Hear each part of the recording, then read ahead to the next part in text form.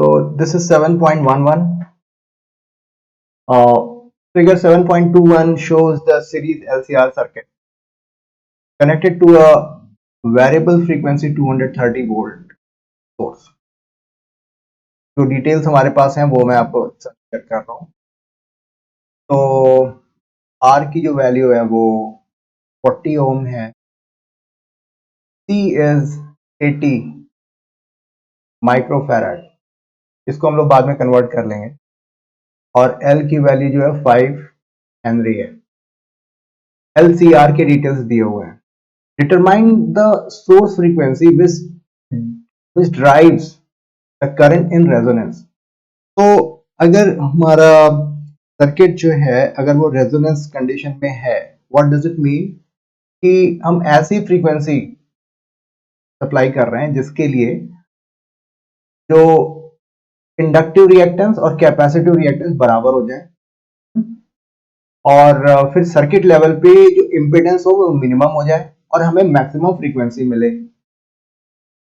ठीक है. तो जो इम्पीडेंस होगा तो सोर्स फ्रीक्वेंसी के बारे में बात करी जाए. सोर्स फ्रीक्वेंसी कितनी होनी चाहिए? सोर्स फ्रीक्वेंसी मींस जो 230 वोल्ट सप्लाई तो है कि उसकी फ्रीक्वेंसी क्या है के बारे में बात हो रही है. तो omega is equal to 1 upon under root L C.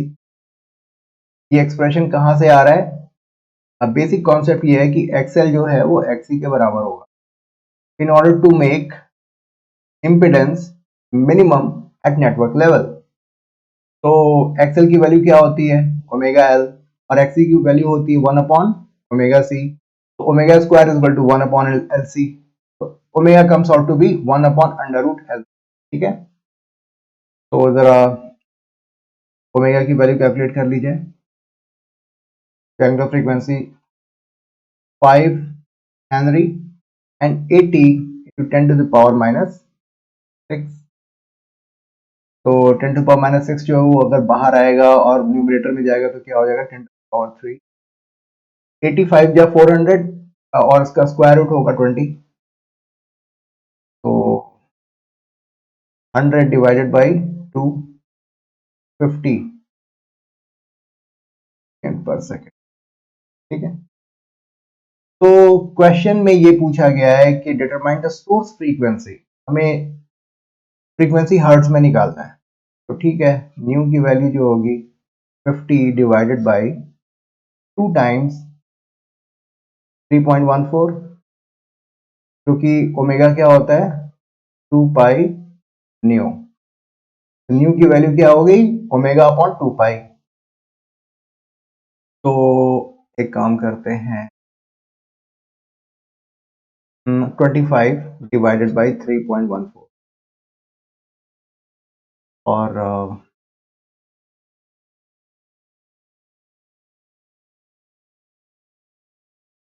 New की जो वैल्यू आएगी यहाँ पे 25 7 डिवाइडेड बाई 20. ये भी कर सकते हैं 175 डिवाइडेड बाई 22. तो 22 175 7 2 या 14 and 154 1 221 210 7.9. तो अप्रोक्सीमेटली वी कैन से जो न्यू की जो वैल्यू आएगी approximately 8 hertz. So this way we have got the answer of first part of the problem statement. थोड़ा सा मैं इसको बता देता हूं कि ये यहां पर हमने फर्स्ट पार्ट का आंसर निकाला. Obtain the impedance of the circuit and amplitude of current at resonating frequency. तो गाइस ये क्वेश्चन देखने में तो मुश्किल लग रहा है लेकिन बहुत ही आसान है. जो इम्पिडेंस होगा वो R square plus X L minus XC का होल स्क्वायर होता है.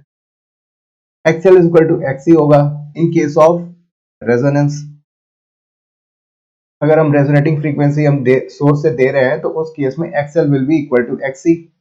तो Z की वैल्यू आएगी R और R की वैल्यू है 40 ओम। तो इस तरीके से एक पार्ट तो हुआ।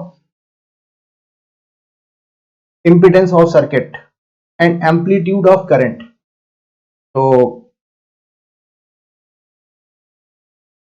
एम्पलीट्यूड ऑफ करंट, तो करंट जो है, करंट की वैल्यू भी चेंज होगी क्योंकि ऑल्टरनेटिंग करंट है। तो उसकी एम्पलीट्यूड हमें फाइंड आउट करनी है। तो पहले तो एक काम करते हैं, आई आर एम एस की वैल्यू निकालते हैं। तो V R M S divided by Z, ये वैल्यू कैलकुलेट हो जाएगी। वी आर एम एस की जो वैल्यू है वो है 230 और जेड की वैल्यू है 40। तो मतलब ये हुआ 23 डिवाइडेड बाई 4 एम्पियर। लेकिन हमें आई आर एम एस नहीं पूछा है, हमें पूछा है आई नॉट की वैल्यू। आई आर एम एस क्या होता है? I nought divided by under root 2। I nought की वैल्यू कितनी हुई? 23 डिवाइडेड बाई 4 इंटू 1.414। ठीक है, तो इसको थोड़ा सा मैं स्क्रॉल कर लूं।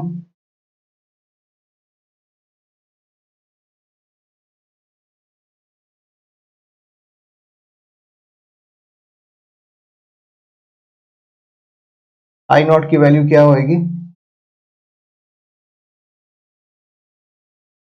23 4 या 92, 9, 21, 23, 32, 3 और 95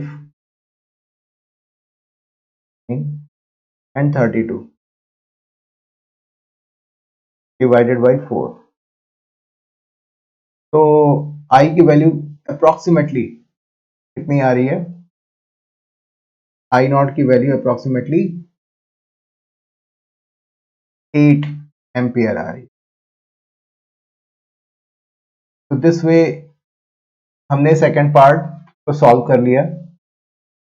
आई होप अभी तक चीजें आपको समझ में आ रही होंगी। अभी लेट्स सी ये थर्ड पार्ट क्या कहता है।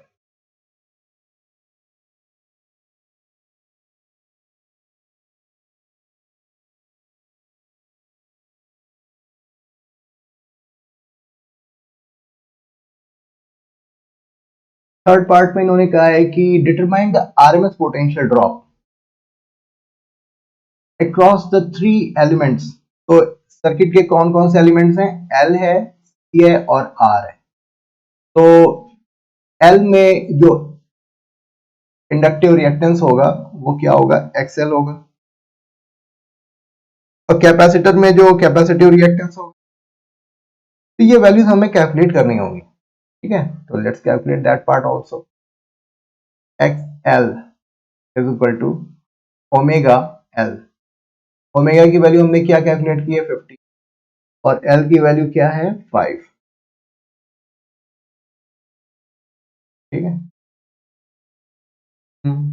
सब कुछ सही दिख रहा है। 50 इंटू 5 तो 250 ओम। एक्सी के बारे में बात करते हैं। 1 अपॉन ओमेगा सी, ओमेगा कितना है? 50 और एक्सी की वैल्यू भी 250 ओम आनी चाहिए। ठीक है, तो सी की वैल्यू देखते हैं क्या है। सी जो है 80 माइक्रोफैराड है।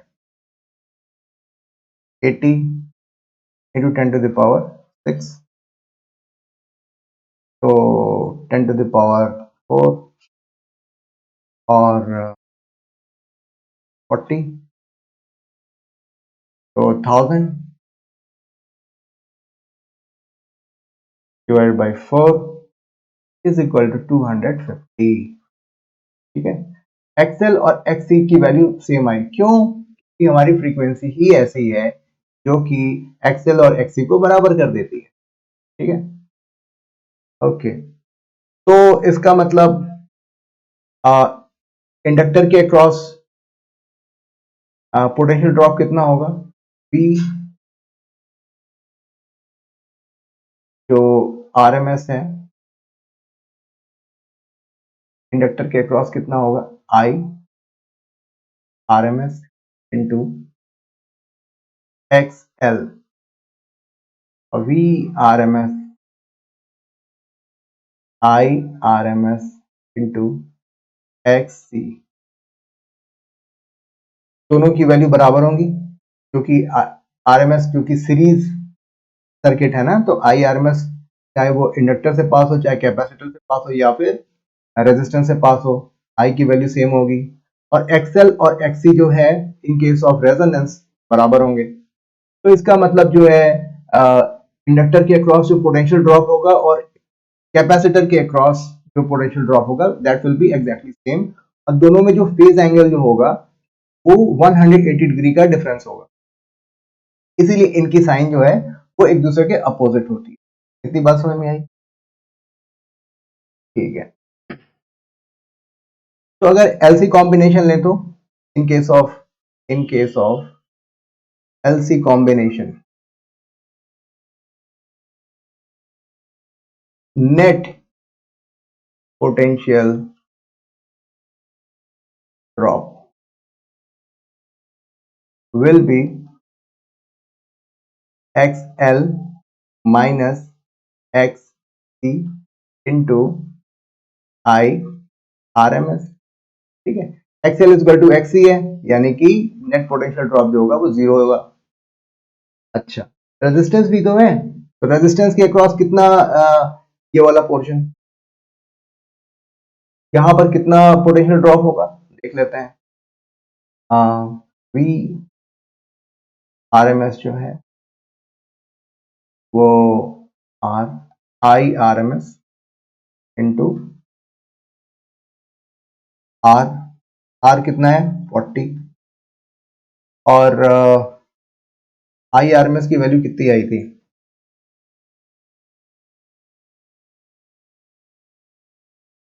I RMS की वैल्यू आई थी 23 डिवाइडेड बाई 4, 23 डिवाइडेड बाई 4 देखा जाए कितना आ रहा है। V RMS कितना आया, 230 वोल्ट, यानी कि बहुत अच्छा रिजल्ट हमें मिला। नेटवर्क लेवल पे जो है पोटेंशियल जो है वो 230 वोल्ट ही दिया हुआ है और अभी 230 वोल्ट ही रहा। इसका मतलब इस LCR सर्किट में जो पोटेंशियल ड्रॉप जो दिखेगा in case of resonance frequency वो रेजिस्टेंस के क्रॉस ही दिखेगा।